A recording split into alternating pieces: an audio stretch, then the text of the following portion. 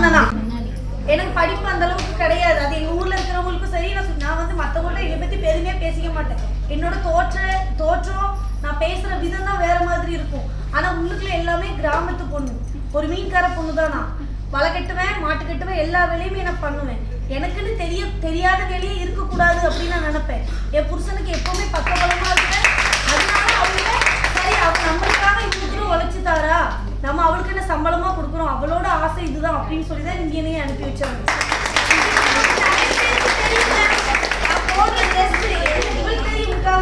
நான் என்ன ட்ரெஸ் போடணும், அதுக்கு என்ன ஷூ போடணும், நான் என்ன ஹேர் ஸ்டைல் போடணும், அதுக்கேற்ற கம்மல் என்ன போடணும், நான் எவ்வளவுக்குள்ள வெயிட் வச்சுக்கணும், நான் எங்க போகணும் எங்க வரணும் எல்லாமே அவர் தான் கரெக்டா ஃபிக்ஸ் பண்ணி சொல்லுவார்.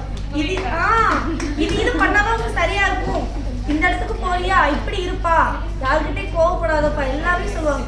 ஆனா என்ன, நீ ஃபுல் டைம் எங்கிட்ட தான் பேசிட்டே இருக்கணும் அப்படின்னு நினைப்பாங்க. அவங்க எங்கிட்ட மட்டுமே பேசிட்டு தனிமையை ஃபீல் பண்ணோடனே அவங்க சொல்லுவாங்க.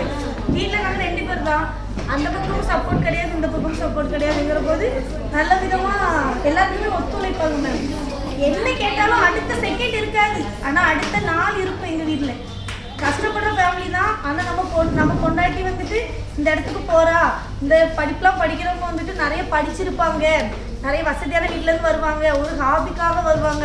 ஆனா நம்ம கொண்டாட்டி வந்து நம்ம வந்து இப்படி ஒரு ட்ரெஸ்ஸோட இப்படி ஒரு இடத்துக்குள்ள போறோமோன்னு ஃபீல் பண்ணிடக்கூடாது அப்படின்னு சொல்லிட்டு என்னை கூட்டிட்டு போய் உனக்கு என்ன ட்ரெஸ் வேணும் நீ செலெக்ஷன் பண்ணு, உனக்கு என்ன தோணுது, என்ன செய்யணும், நீ அந்த மாதிரி கம்ஃபர்டபுளா ஃபீல் ஆகணும் நீ அப்படி சொல்லிதான் நீ அனுப்பி வச்சாங்க.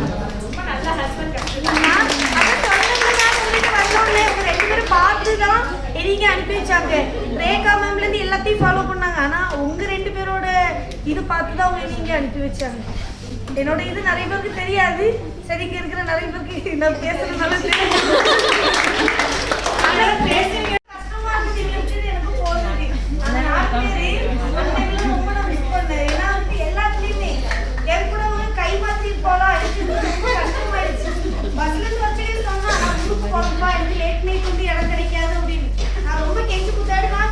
பாதி தூரம் வந்துட்டு எங்க வீட்டுக்காரங்க சொன்னேன் இறங்கி வந்துருவா, அவ வரல சங்கீதா அப்படின்னு. 2 மணிக்கு பஸ் ஸ்டாண்ட் வந்துட்டா, 2 மணி பஸ் ஸ்டாண்ட் வந்துட்டா. ஆனா எனக்காக 4:30 மணி வரைக்கும் பஸ் ஸ்டாண்ட்லயே உட்கார்ந்து ஹாஸ்டல் போறதுக்கு என்னால போக முடியல.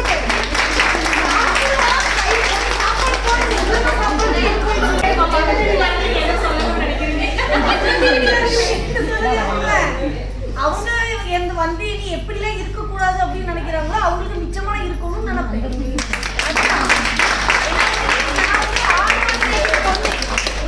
ஆடு மாடு இல்ல நாய் கோழி இதுதான் மேய்ச்சிட்டு இருந்தேனா. நான் போற கிளாஸ்னால கேட்பேன், யாருக்கு சிரிச்சுட்டே இருக்கணும், நம்மளால இது சிரிக்கிறாங்க அப்படின்னு ஒரு ஹாப்பியா ஃபீல் பண்ணுவாங்க. இவன் சொல்லுவா, இவளும் சொல்லுவா, வயிறுலாம் வலிக்குது விடுறேன் யாரும் சொல்லி சிரிக்க வச்சுட்டே இருக்கும். இன்னொரு ஒரு மாசம் தானே மேம் ஊருக்கு போனேன்னா அவங்க வேலையை பார்த்துட்டு போயிடும். ஆனா இந்த 2 நாள்ல நான் இவ்வளவு மிஸ் பண்ண ரொம்ப கஷ்டப்பட்டேன். ஒரே மிஸ் யூ லவ் யூ